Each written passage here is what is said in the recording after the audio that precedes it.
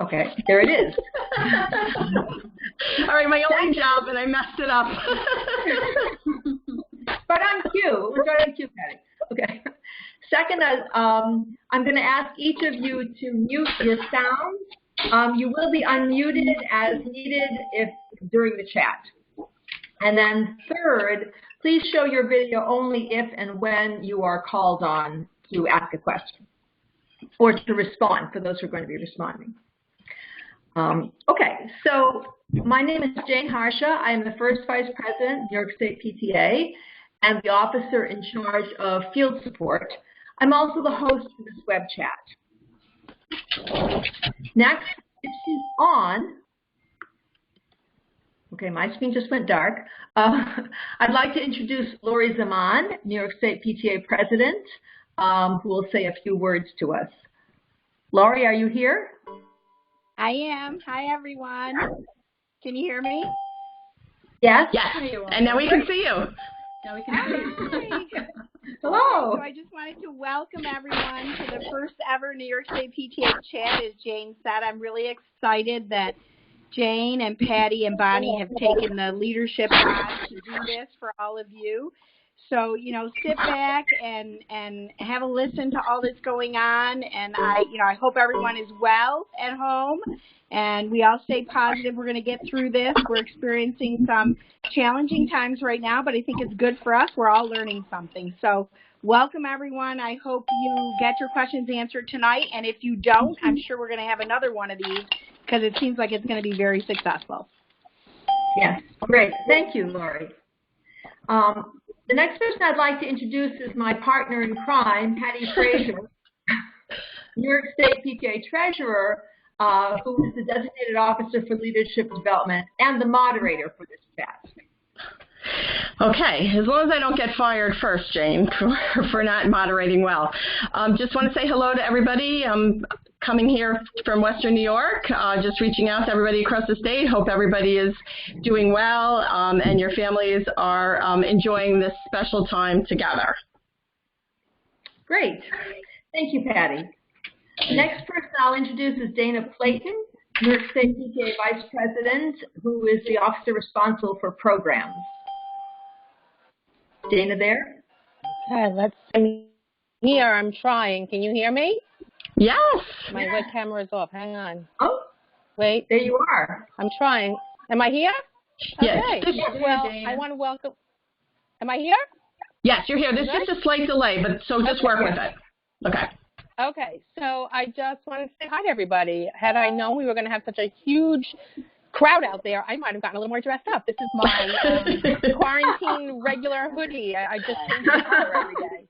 So I'm very excited, and kudos to Jane and Patty and Bonnie, who was their tech support, for getting this up and running so quickly. I think it's fantastic. So welcome, and I hope you get your questions answered tonight, and I hope you learned something too. Great. Thank you, Dana. Next, I'll introduce Antoinette Darden-Cintron, our New York State Vice President for Advocacy. Is Antoinette on? Okay, I know she had another call. She was going to possibly come in a little later. Antoinette, are you there? Okay, well, I think she probably still is in the transition between calls. So then I would like to move to Lucille Vitale, New York State PTA Vice President, responsible for bylaws. Lucille, are you here? Yes, I am. I don't know if you can hear me. Yes, we can. I don't know if you can see me. Yes, there you are. Hi, everybody. Welcome from Nassau County. I hope you all are well and staying safe. I'm so glad that you're all here tonight, and what a wonderful crowd. I hope you're able to get all the answers to all of your questions. We have a wonderful group that is going to hopefully get you the answers that you need. So have a wonderful night, and glad to be here. Thank you, Lucille. You're welcome. Next, we have Helen Hoffman, who's New York State PTA Secretary and the officer responsible for membership.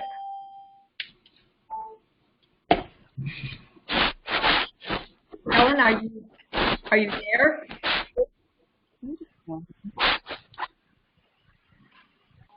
Is Helen on? Jane, it's Dana. Helen is texting that she's having trouble connecting. She was trying to call in. So I just want to let you know she's trying, but she's not here yet. Okay. So if she gets in, we could let me know so we're sure to come back to her. The next person I'd like to introduce is Bonnie Russell, a past president in New York State PTA and volunteer development mentor. Hi, everyone. We're so glad you were able to join us this evening. And I always have my tech hat on, so I'm just going to remind everyone, if you are not a presenter, to please turn off your camera, and then we will let you know if you can turn it back on, because that's part of why we may have a few people having trouble coming in. So we appreciate all of your help with us, and we're so excited for this. Have fun, guys.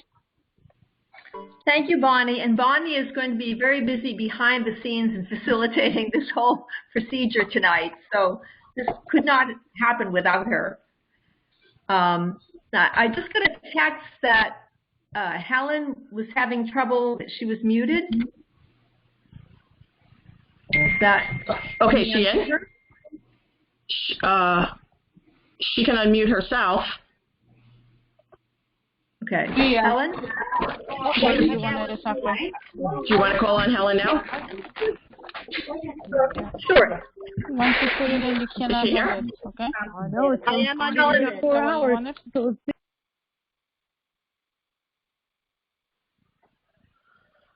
Okay. Any luck? Helen? Okay. Well, let's hope that we can. Is that Helen? Okay. Well, we'll try to come back to Helen if she can get in so we can hear her.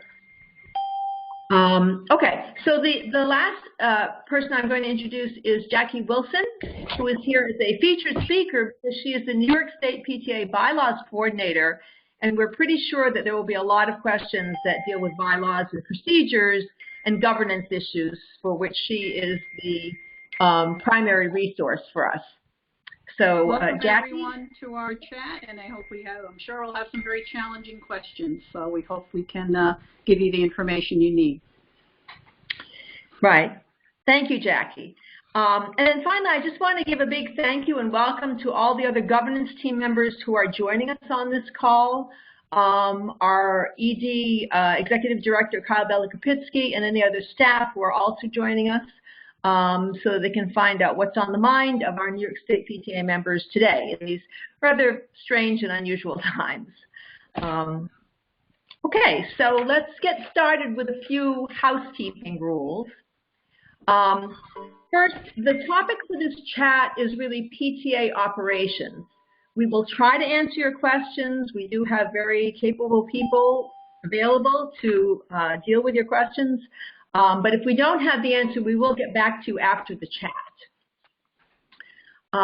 We will also respond to questions as they were submitted to chat@nyspta.org, either prior to the chat or during the chat. So if you want to submit a question while we're going along, feel free to send it. That's chat@nyspta.org. Our moderator, Patty, will be reading the questions. So Patty will be reading the question, and then I will either answer or defer, in many cases, to some other person on the chat who would be able to answer your question. But one way or the other, we will try to address each one. If Patty and I will be shown on the video, if someone else asks or answers a question, you can show your video. Okay, so unmute your video when you're doing that, or it will be unmuted for you. And then finally, we will leave time at the end of the chat for people who are on the phone lines and can't necessarily submit questions to the email account to be able to ask those questions verbally on the phone. So we encourage you also to send any questions that we may not get to tonight, because we only have an hour, to, again, chat@nyspta.org. We'll remind you of that at the end also. Okay. So, okay, are we ready for the first question? I think so. Okay. So the first question is, I have units and councils whose bylaws will expire on April 1st or expired on April 1st, 2020. Are they going to be allowed to have virtual meetings to vote on updating their bylaws and other business? Okay, well, this is a bylaws question, so I will ask Jackie, our bylaws coordinator, if she could address that one, please. Yes, you are able to do that as long as you make sure that everyone is aware of any changes or updates prior to the meeting, that you allow some time for discussion in case there are topics that need to be addressed, such as membership dues, which is something that many units are looking to amend at this time of year for next year, and that you can do a vote. You would have to, well, in this case, because it's a bylaws issue, it may become a little more difficult to do a virtual meeting because of the fact that it should be an association meeting, in other words, a meeting of all of your members. And with the technology, it is certainly possible to do a call, but when you have a tremendous number of people on there, it may be more difficult to do a vote. So we have kind of been a little bit, I won't say leeway, but giving you some slack here in terms of the bylaws. If they are expired, we are waiting for the next cycle. We're not sending around any notices about expired bylaws.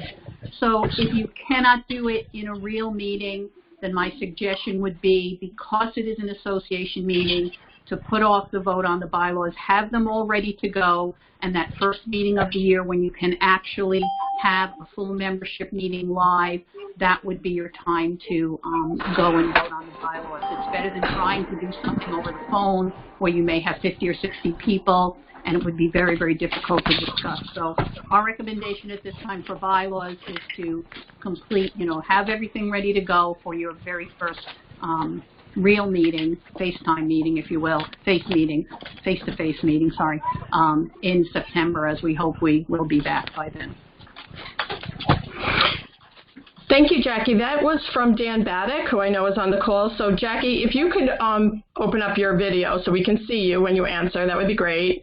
I did. I am. Oh, okay. Keep trying it because it doesn't seem to be showing. Dan Baddick, I know you're on the call. If you'd like to unmute yourself, did that answer your question, or do you need more information? No, that answers the question. I just wanted to know if they did schedule a meeting and they got everybody in, would they accept the virtual meeting? And she pretty much said yes, but they would prefer the next face-to-face meeting. That's all I really needed to know. Dan, and you know that it's a difficult thing when you have a lot of people on a call, and especially if you're dealing with the entire membership. But thank you, Dan, for the question. Thank you. Right. I mean, if you have a very small membership, that actually is more doable. But for most units, it's pretty challenging. Okay.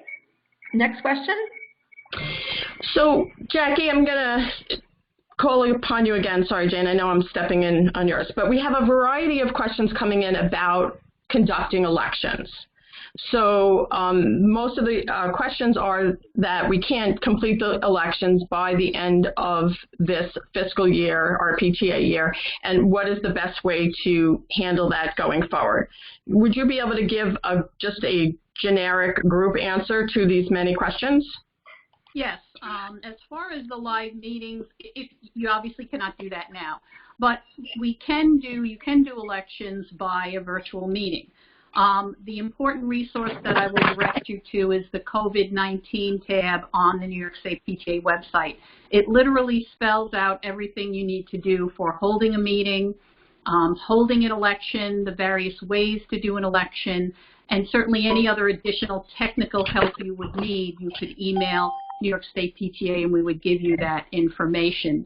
So elections can be held by virtual meeting. Again, this is not something we would normally do, but due to the extenuating circumstances, this is something that we are allowing units to do if they wish to, and have their elections anytime in the near future so that they have their new offices in place beginning July 1. And again, the COVID-19 really information really spells out everything that you need to know regarding the elections and how to do them properly.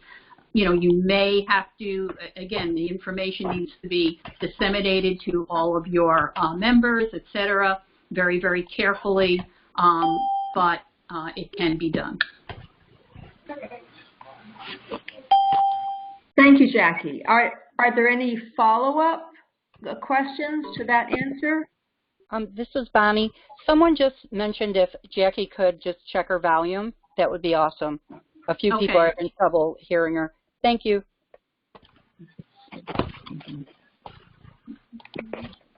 Okay. Any follow-up to that before we go on to another question? I'm just going to share really quickly. I'm sure everybody has seen this, but I'm hoping that I can do this. Yes. This is, are you seeing my screen share of the COVID-19 page?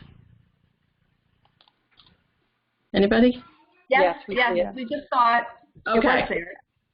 I know, my screen just went black. That happened with you too, Jane, right? Yes. Okay. Well, that's what you want to look for when you go to the New York State PTA website for more of this guidance. Okay, the next question is from Carmela. If Carmela's on the phone when I'm done, when we're done answering your question, if you want to jump in, you can. Will the funds that we closed this year just get reallocated and rebudgeted next year to the appropriate line items? James, you want to call on it? As treasurer, would you like to answer that question? Sure. When you finish out this budget year, all of your funds remain in a general fund. So unless you had any funds that were restricted. So in other words, if you had funds that were brought into the organization and as part of a fundraiser or other means of obtaining funds that were set for a specific purpose. For instance, if you had a grant to received a grant to have a wellness night, or you had solicited funds to have a wellness night, those funds have to go for that wellness night. But the general funds that you have at the end of the year, it is up to your budget and committee when they create your new budget to just start using those funds, and they can be allocated as necessary for the upcoming year. So in other words, if you have $5,000 of funds left from, say, field day, it sounds like a large amount, but it's just an example. If you had allocated that much for field days, you don't have to take that $5,000 and allocate it for next year's field days. You can use it as your budget sees fit. I just want to remind everybody about our method of budgeting, which is really for us to plan out our year, what our expenses will be, and then to use those numbers to figure out what our income is needed to match the work that we need to do. Carrying over a little extra money this year may be a good thing. If you don't have extra uses, then you may not have to do as much fundraising next year. I don't see Carmela on the list. Thank you. Oh, okay. Okay. Thank you, Carmela. That was cool. Okay, good. Good question. Oh. Okay. Do we have another? Yes, we do. Okay, let's see. Okay. So we're going to just go back to the elections question. So one person is asking, do we have to do elections? And the next person also asking about elections is about the notice. How do we have to follow the notice as set up in our current bylaws and procedures of the election? Okay, well, the quick answer to the first one is yes, you do have to have elections. And then I'll ask Jackie if she'd like to weigh in on the process involved in that. There is information on that on the website also in the COVID tab. Yes, as I mentioned there, the COVID-19 does go through the way you should do elections. The other question was about, what was it? What was the second half of that, Patty? Okay, this is from Hills East PTSA, so if you want to respond at the end. We have to email notice to all families in the school, post to Facebook and website, and follow the usual election procedures for our virtual call. Yes? Yes, absolutely. Any other requirements? Right. And, excuse me? Any other requirements for doing it virtually? This is an election with a single slate. Right. You just email everyone that this will be the call. If you have nobody running from the floor, okay, then it would be a simple voice vote. So that would, of course, be much less difficult. So, yes, you should make sure that everyone in the PTA that's a member of the PTA is notified that the elections will be held, what the slate is. You still do that normal. You should publish your slate prior to the election meeting, and then allow for the voice vote if it is indeed a slate with no one running from the floor. Right. And a lot of that information, as Jackie pointed out, is actually laid out quite specifically, the different options depending upon whether or not you have a contested election or a single slate that's going to be approved in that COVID-19 area of the website. Okay, next question, Jackie? Patty. Actually, Jane, I'm going to let you direct this. Are you expecting school to be closed for the rest of the year, this school year? Yeah, right. Are we expecting that? Okay, well, I don't think we have any direct line to the governor. Exactly. However, if you follow his daily briefings, it looks entirely possible that that will happen. I think that, anything is possible, but I think most of us are planning on that eventuality that students will not be returning to school in, live instruction in this academic year. So I think even if by some great chance we are able to go back to school and activities there, I think it's best as a PTA to come up with alternative plans to try to be able to proceed and take that. And Jane, can you check with Kyle? She would like to comment as well. Yeah. Yeah. Kyle, are you there?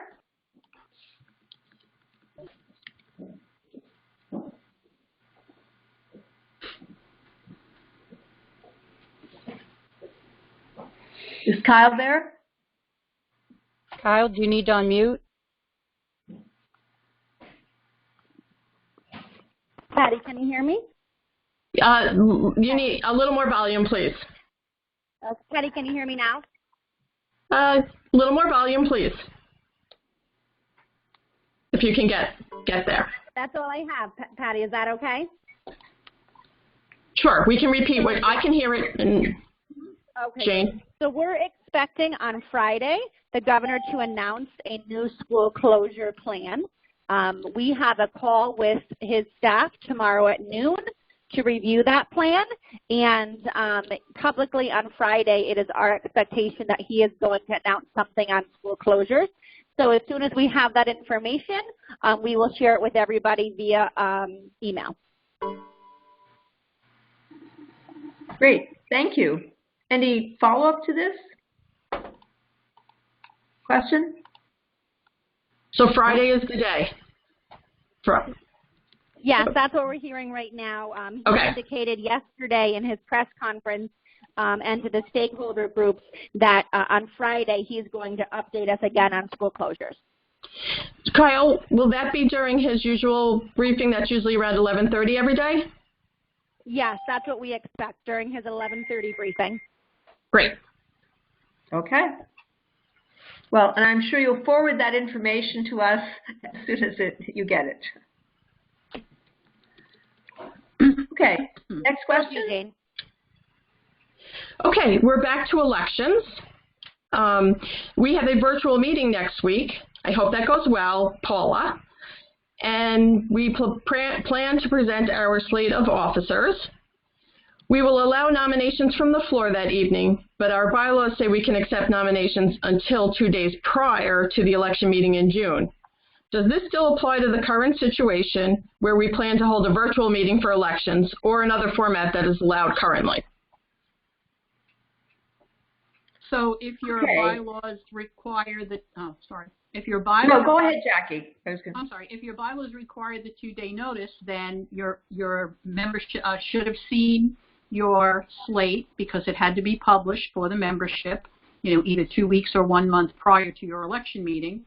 So they should know the slate. If someone wishes to challenge for an office from the floor, they must notify the nominating committee chairman 2 days prior to the election meeting.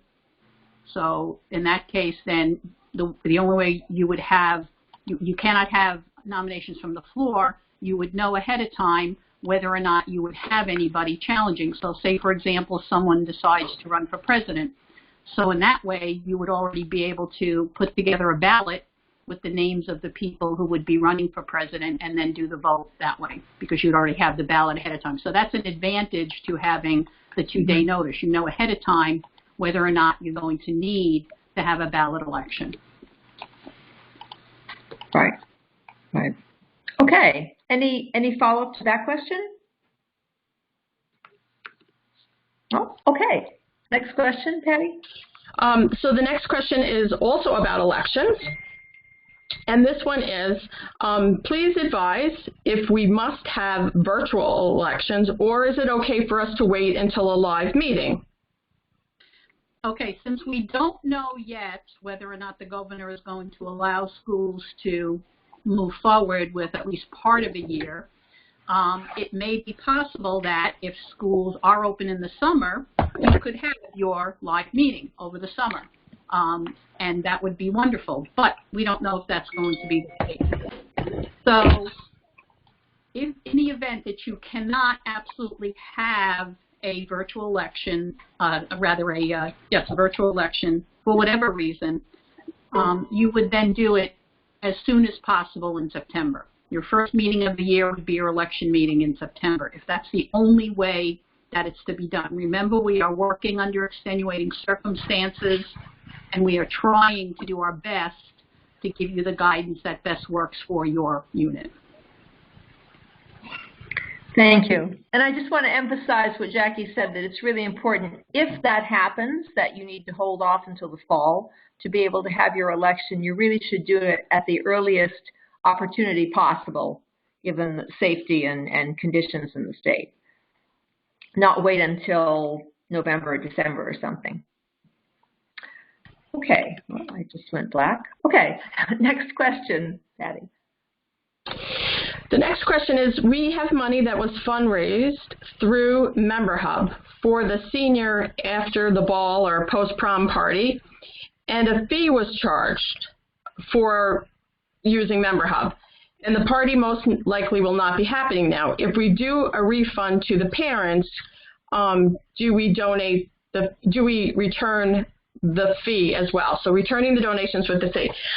So in situations like this, of course, the best thing that you can do is first, as an executive committee, should review the situation, review obviously the donations. Returning the donations is fine. It would be a matter of what is the amount of the fees, and is that something that your unit can sustain returning those fees, because those were not fees you collected. So is your unit able to do that? And certainly, as you are seeing with a lot of things that have been committed to those organizations that are nonprofit, that are known to be nonprofits, that are known to be well-respected nonprofits like PTA, are just making the ask back to the donors to say, would you be willing to forego receiving your feedback because we didn't receive it. It went to the company that helped us with the fundraising. And for some people, they are even asking if they would be willing for you to have them keep their donation. So it is all a matter of making a group decision. The executive committee should understand the finances of the organization and then make the decision based on what is feasible for your particular financial circumstances right now. That came from Gloria. So if Gloria, if you're still on and you want to unmute, and if you have a follow-up. That answers my question. Thank you very much. Oh, okay. So stay on, Gloria, because I think we have a Member Hub expert who's giving me a little message now. Awesome. Okay, so it's my understanding, it's good to have Member Hub experts in the crowd. It's so, according to this, that if the refund is done through Member Hub, so if you return the refund back through, and Dana Lamb, if you want to unmute and help me out, if you take the refund and do it through the Member Hub store, WePay will also refund the fee. Oh, good. Yeah, this is Dana. Did I do that right, Dana Lamb? Yep. If you refund, if they bought it through the store and you click the refund button in the store to refund it back through WePay will refund all those fees, whether the unit covered it or the individual covered it. Oh, good. Thank you. Thank you for that. Yep. Thank you. Yeah, we love our experts. Okay. Okay. Are we ready for another question? Sure, I've got a lot of them. And just so people, I don't know if you saw that. So some people had typed a few questions in on chat. They're being transferred to the email address. So what if bylaws state that nominees from the floor are allowed without prior knowledge? Can you notify membership in advance that nominees from the floor have to give prior notice so you can do the vote? So it sounds like that was part of that preparation thing. So. Right. So Jackie, would you like to respond to that one? Sorry. If your bylaws state that people can run from the floor without the 2-day notice, that of course has to be communicated to the membership, and we always suggest that when you post your slate, that information is included in the posting of the slate so that people know I can run from the floor if I choose, or I can nominate somebody from the floor, or I need the 2-day notice. So that should be posted when you post your slate. If you hadn't done that when you posted the slate, then absolutely, when you're going to announce the election meeting, then you would obviously announce that, candidates will be nominations rather would be taken from the floor at the time of the election meeting. Right, and then you would have to have a way of providing for confidential balloting to be able to deal with those elections, a ballot vote. Okay, any follow-up to that question? No? Okay. Oh, yes, we do have one question that's a follow-up, if I could ask that. Okay. So, when someone decides to run from the floor, is the membership supposed to be informed ahead of time, or only at the time of the election, at the time the election is being held? So I just want to make sure that was a question that came in. I want to make sure that was answered. I don't know. It was somebody from the chat. So again, when someone decides to run from the floor, is the membership supposed to be informed ahead of time, or only at the time the election is being held? If someone's challenging from the floor, they could, if they wanted to, let the nominating committee chair know, but it's not a must unless it says so in the bylaws. So no, the answer is no. The membership does not have to be informed because it happens at the election meeting. So the person or persons could contact the nominating committee chair and say, I'm going to plan to run from the floor. In that case, the membership would be informed. But at an election meeting where you do not have the 2-day notice, that can happen. And membership will not know till the day of the meeting who will be running from the floor. Suppose somebody just does it last minute. Again, you have to look at your bylaws whether or not the 2-day notice is in place. Right. Yes. Okay. Okay, next question, I guess, Patty? So we're going to change gears just a little, and so this next question is, if schools remain closed, are there any plans or advocacy towards senior activities such as graduation support? And I can help with that, Jane, if you want. Okay. So I think that, again, this is something that might be on an individual district by district basis. One thing I would encourage you all to check, if you are on Facebook and you have to do these like a 5th grade graduation moving up, a kindergarten moving up, or the graduation from high school, which obviously is the bigger then. If you're using Facebook, there is a group called the PTA Local Leaders, and on that Facebook page, this question has been coming up consistently, and I have to say there's been a lot of great creative ideas for that, and so I certainly would recommend that if you could get in that direction and assess some of those to see if those types of ideas would work for your seniors. We are seeing a lot of the lawn signs, and I hope, you know, a lot of districts are taking advantage of that, where they are posting lawn signs congratulating seniors on the front of their house, posted in the front of their houses. In some districts, the teachers are going around to post them. So there is some recognition happening of the seniors, and I do think once we get to this big Friday announcement, if we do get it, I think then school districts will be able to kind of regroup and make their plans based on that. Mm-hmm. Okay. Any follow-up to that question? Okay. Next question. So budget cuts will impact education funding and more.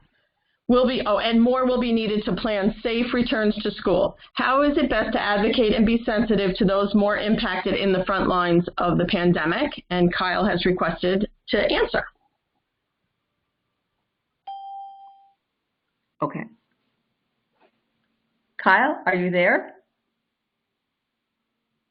Yes, can you hear me, Jane? Yes, we can hear you. Okay, great. So just on this question, one point of notice is PTA has asked for $200 billion to be included in the federal Stimulus 5 package. If you go to our website and go on to advocacy and then scroll to the bottom, you will see a tab that says Take Action Campaigns. You can send a letter to our congressional leaders asking for that $200 billion. We did that jointly with our other sister associations, our teachers union, our school superintendents, principals, school boards, etc. Together. On the statewide question, right now, education funding is about 30% of the budget, and healthcare is about 30% of the budget.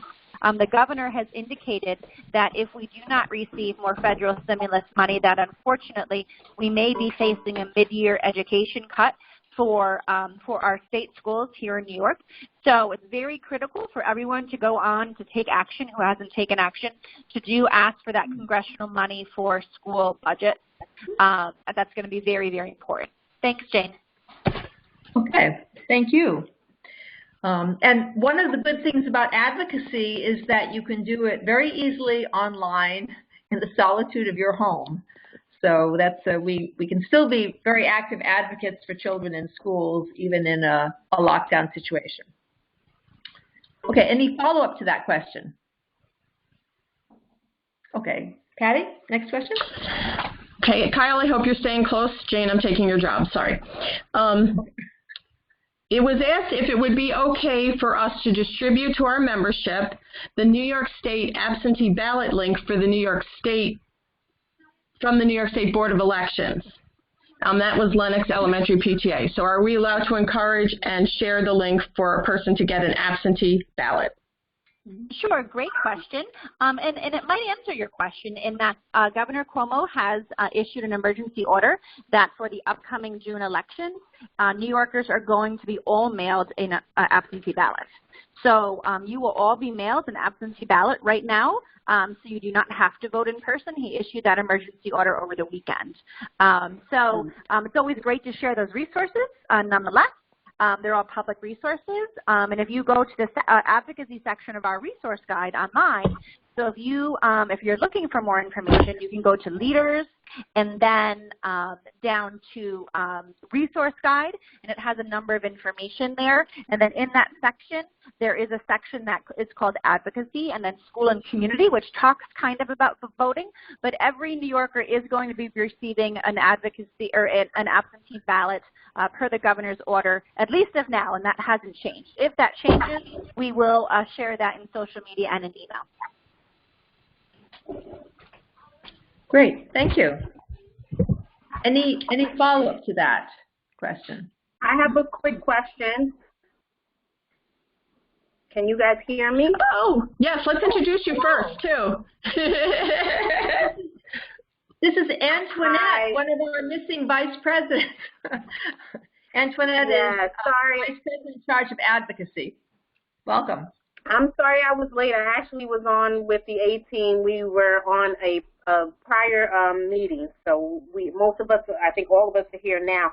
I had a follow-up question in regards to the ballots, the absentee ballots, but that is for people who are already registered to vote. Am I correct? Because I think, you know, if you haven't been registered for some way or somehow, you do have to register first. Is that correct, Kyle? Antoinette, yes, that is correct. So he had ordered postage prepaid absentee ballots to go to everyone for the June 23 election. They will go to registered voters. Okay. Thank you. Thank you. And thanks for joining us, Antoinette. Always good to see you. Okay. Next question. Okay. So this is a question that I'm going to ask, and then we'll see where it goes from here. What are the ramifications of a budget deficit at the end of a fiscal year? Well, would you like to do in terms of the technicalities of it? Maybe you want to address. I'll go with that, but it came from the chat, so I'm hoping the person that answered is still on and can unmute and join me in this conversation. But I'm assuming it means a PTA budget. So it's not something that often happens, and I imagine that this is happening because you still have some outstanding bills that you know you have to pay, and you know you don't have enough funds to cover them. And if that is the case, I think the best thing you can do is, again, gather your executive committee and assess the situation, and then start reaching out to those that you owe money to see what arrangements you can make. All right, so I see somebody is joining. Is this your question? Can you hear me? Hello? Hello? Can you hear me? Hi. Yes. Hi. So it looks like we're having a budget deficit, and we were just wondering, you know, what happens in that case? I mean, we have money in an account still. I mean, we're not in a deficit as in we have nothing in a savings, but we are going to go under for the year because of fundraisers that we're not able to finish this year. So, and things that were canceled, and we refunded we refunded money, and that would there were fees. So, right. So do you have enough reserve funds to cover money that you would owe to people? Is that what is the deficit the result of? Like, do you owe people money? Is that what you're saying? Or you just, on your budget, you have spent more than you took in? Right. That's all. And I just wanted to know if there were any issues that we needed to be aware of and how to deal with that, other than we just, take it out of our savings. Could you do me a favor, and can you send me an email into the chat at nyspta.org so I can answer it more fully? Your question? Would you be able to do that? And then in general, if you are finding that your budget, the way it was projected to look, obviously the expenditures are higher than your income, it is, if you do have the money in a reserve fund, either a savings account or that, then that money can be transferred over. And that is something that, again, gather your executive committee and work out the plan of how you're going to be able to do that. I'll email you. Thanks. That would be great. And anybody else who has a question along that line is more than welcome to address a question to me that way. Okay, thank you. Next question, Patty? Oh boy. Okay. Sorry. A lot of questions. Okay. I think we covered this one. Can we reallocate funds in our approved budget if we set it out for vote during a digital meeting?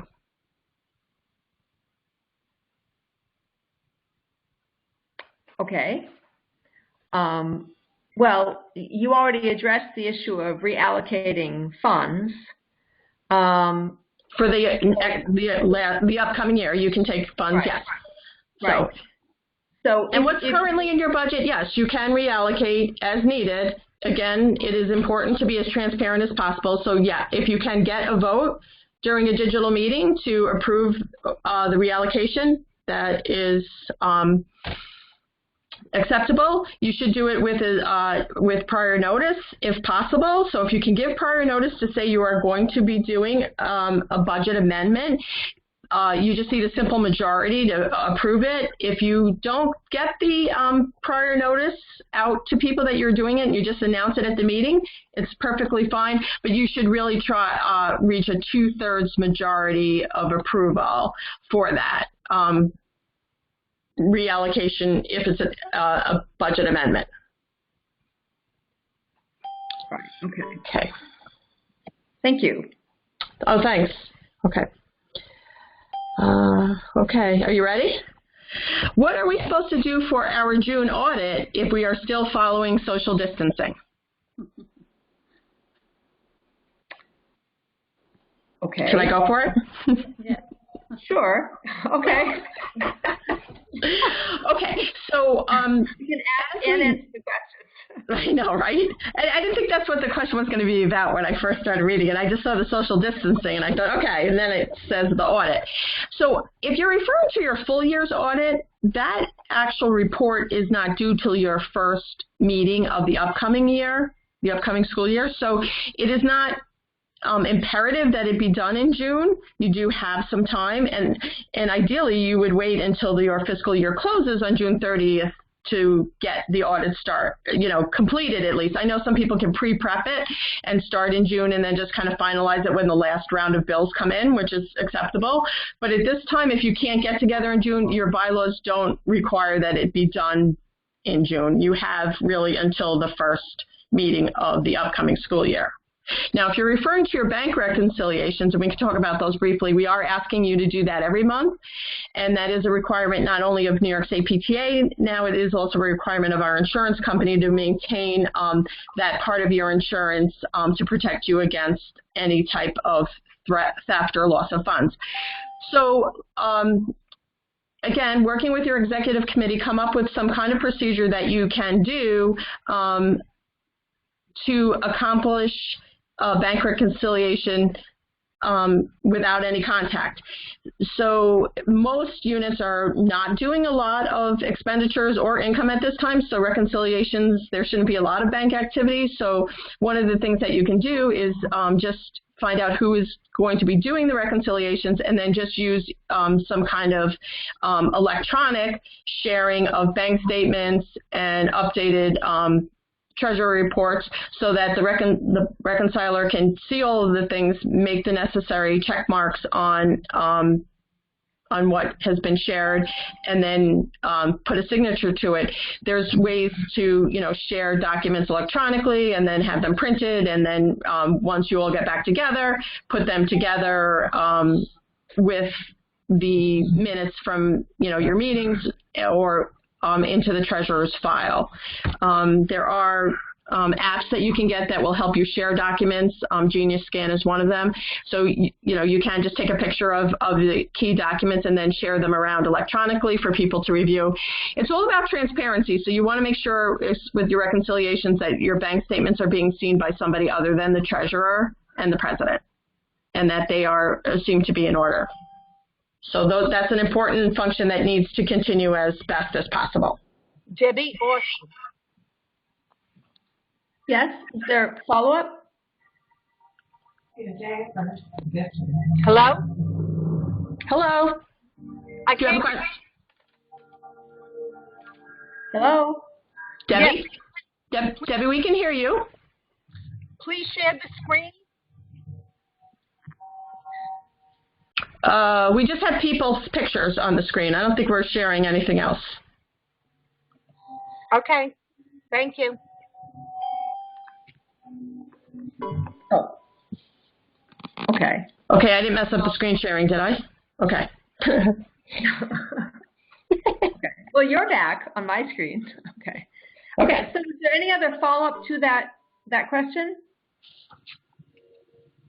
Okay. I just want to add, piggybacking on what Patty was saying, that as with all of these things, especially if we're doing things a little differently and having to find alternative ways to do our normal procedures, it's really important to also document everything that you're doing, to keep really good notes and minutes, depending upon the situation, of what things were done, how they were done, and how you actually did comply with regulations to the extent possible under the circumstances, so that these records will hold up in the future should someone wish to examine them and figure out what was going on. Okay, Patty, next question. Yes. Jane, I think that we could tag team on this, but I think you, how are we suggesting to vote to support the school budgets?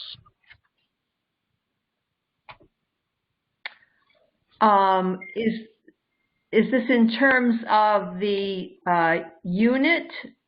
I believe it is a unit that is, yes. Okay. Well, in the first place, a PTA unit does not have to take a vote to support the budget. You can still encourage people to participate and vote, support education, support the children without specifically saying that you are endorsing the budget. But you would actually need to have a vote of your members to be able to make that kind of recommendation on behalf of the PTA unit. So you would have to have some sort of virtual meeting in which you actually could take that vote. Patty, do you want to add something to that? No. I will just add that we do have guidance for that in the New York State PTA Resource Guide, so you can find that in the advocacy section. As far as generally how you would support that. Obviously, I don't know if the election dates have all been set for school boards and school budgets, so I think ours is on hold. Is that right? I don't know if that. So again, I think that might be a Friday question once we hear from Governor Cuomo. Patty, yes. This is Kyle. Can you hear me? Hi, Kyle. So right now, by executive order, all school budgets and budget votes and school board election votes has been delayed until at least June 1st. Okay, that's until June 1st. We have waited with our sister organizations to ask him to set that date. We're hoping he does set that date with the next round of executive orders over the weekend. Okay, thank you. Yeah, and just be mindful that even if your unit can't, as I say, actually vote to support the budget, you can certainly encourage community members, parents to go out and support the schools, support education. There are other ways of trying to encourage a good turnout for people who would, if you are would like to support the budget, who would be able to do that without actually having to have an official position on behalf of the PTA. Obviously, we want people to take part in votes, in budget votes, so that's always a sound policy. Okay, now we only have a few minutes left, so maybe one more question. Okay, and then Jane, if you want to remind people that we're going to be asking for their suggestions for the future. Yes. Okay. Yeah.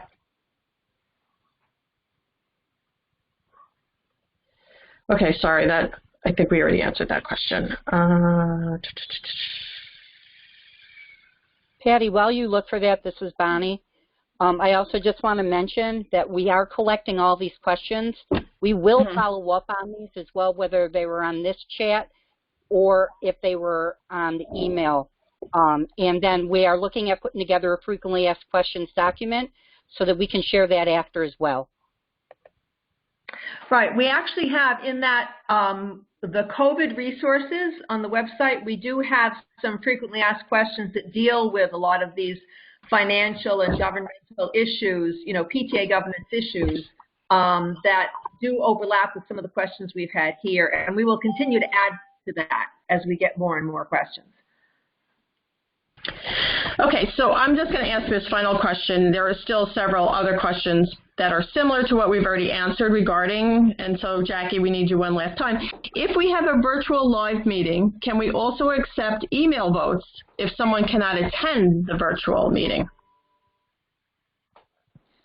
That's a question that in general we would say no, because we do not allow for absentee ballots.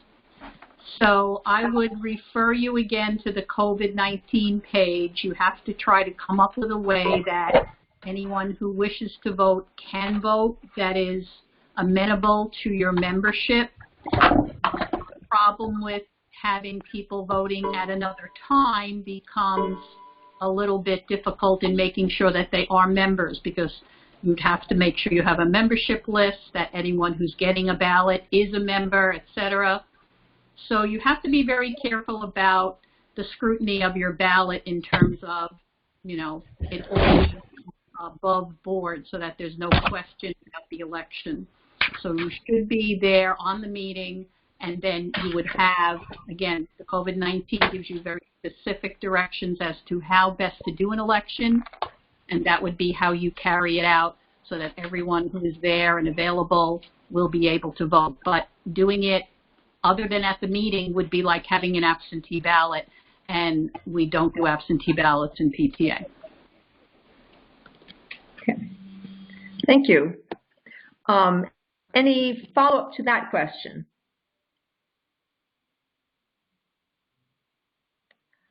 Okay. I think that if my clock is right, our time is up. It sounds like we have a number of other good questions, and we did not actually have time to go to the people who might be calling in to ask questions. So what I'm going to ask is that if we did not answer your question, either your question directly or another question which provided the information you were looking for, please make sure to send those questions to chat@nyspta.org. And if you are on the phone and there's a question that you wanted to ask, please do the same with those questions. So we are collecting all of those. We will be going through them. You may be contacted directly from some members of the governance team to answer those questions, or we may put them into our frequently asked questions on the website. But we will try to deal with those.